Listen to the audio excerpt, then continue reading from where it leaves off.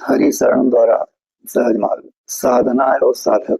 साधक जब अपनी साधना में बैठता है तो उस समय उसके अंदर एक ऐसी भावनाएं उत्पन्न होती है जिस भावना को लेकर के वो एकाग्र चित्त होकर के और नारायण नाम का जाप वो करता है। नारायण नाम का जाप अति महत्वपूर्ण, हर कामों में सफलता देने वाला है।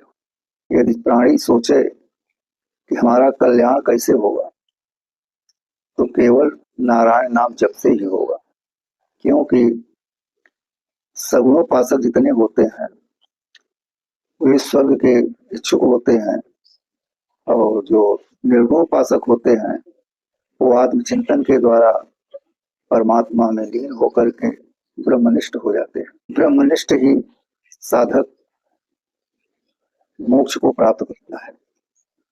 ये आत्मा ही ब्रह्म है और ब्रह्म ही आत्मा है।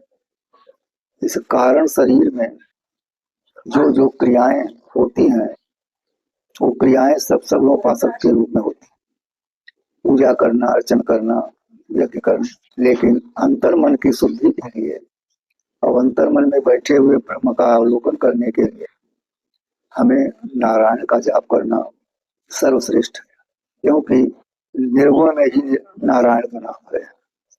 और जब ये अवतार लेते हैं तो यही ब्रह्म के रूप में सगुण बन के आते हैं, जिन्हें हम अवतारी पुरुष कहते हैं। राम, कृष्ण, शंकर, विष्णु, जितने भी देवता हैं, 24 देवताओं का जन्म भागवत में दिया गया है, और 10 दशावतार विष्णु पुराण में दिया गया है।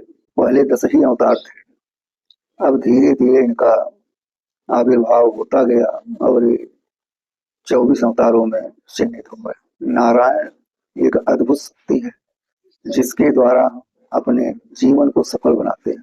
साधना भी करे तो निर्गुण का करे, लेकिन जब तक सगुण में व्यक्ति निपुण नहीं हो जाता तब तक निर्गुण से भाता नहीं। अच्छे अच्छे सिद्ध कागभुसुंडी, गरुण, शिव, प्रहलाद, ये जितने भी भक्त हुए हैं जिनका हमारा शास्त्र अवलोकन करके और साधकों के लिए एक इतिहासबद्ध करके साधना को बताया गया है, उसके द्वारा जो है साधक ब्रह्मलीन होता है।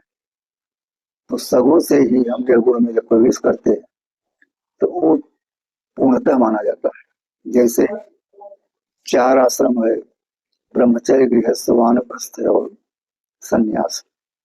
तो जो व्यक्ति, जो जीव, जो मनुष्य ब्रह्मचर्य से गृहस्थ और गृहस्थ से वानप्रस्थ हो जाता है तो उसका संन्यास पूर्ण माना जाता है, क्योंकि वो हर सुविधाओं से, हर भौतिक पदार्थों से परिपूर्ण हो जाता है। उसकी इच्छाएं त्याग के रूप में प्रतिबद्ध हो जाती है, क्योंकि इच्छाओं का दमन हो जाता है। इसलिए उसे ब्रह्मचर्य ज्ञान मिला, गृहस्थ में भोग मिला, वानप्रस्थ में धीरे धीरे आकर के त्याग का अनुभव करते करते जब संन्यास ले लिया तो सन्यासी हो गया।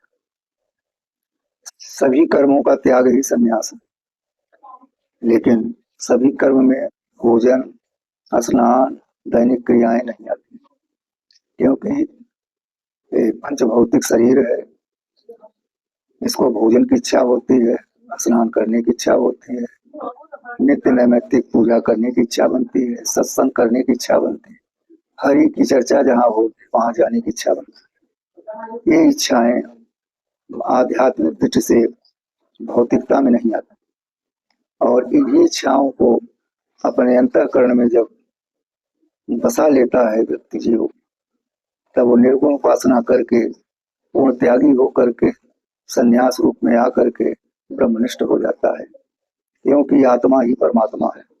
आत्मा और ब्रह्म एक ही है, इसमें कोई भेद नहीं है। जब तक व्यक्ति ये समझता है कि मैं शरीर हूँ तब तक वो स्थूल है। जब वो शरीर से ऊपर उठ जाता है तो सूक्ष्म कहलाने लगता है। जब वो सूक्ष्म हो जाता है, सूक्ष्मता के द्वारा वो कारण रूप में व्याप्त हो जाता है। जब स्थूल शरीर मिलता है तो पंचभौतिक होता है, और उसी भौतिक से जब इंद्रिय, मन और बुद्धि से निग्रह करता है तो सूक्ष्म रूप में आ जाता है। और जब इससे ऊपर चढ़ता है तो कारण रूप होकर के फिर संन्यास का एक त्याग रूप हो जाता है। यही मन और बुद्धि पंचेंद्रियों को, ज्ञानेन्द्रियों को, कर्मेंद्रियों को यही चलायमान करता है। इसी के द्वारा साधक दृढ़ होकर के, स्थिर होकर के एकाग्र मन से ध्यान करता है नारायण का, और अंतःकरण में ब्रह्म का जिससे गोचर होता है, वो उसे अनुभव होने लगता है कि हमारे अंदर कोई ऐसा रूप है, ऐसी शक्ति है जो कि हमारे अंदर बसी हुई है और वो दिखाई नहीं पड़ रहा है। तो निर्गुण में न दिखाई देने वाला और आपके सारे कार्यों को पूर्ण करने वाला अगर है कोई तो वही ब्रह्म है। और सगुण ब्रह्म आपको दर्शनीय है, दिखाई पड़ता है, और वह हर क्रियाओं को, पूजा पाठ को निमित्त करके आप लोगों से करवा करके स्वयं ग्रहण करता है।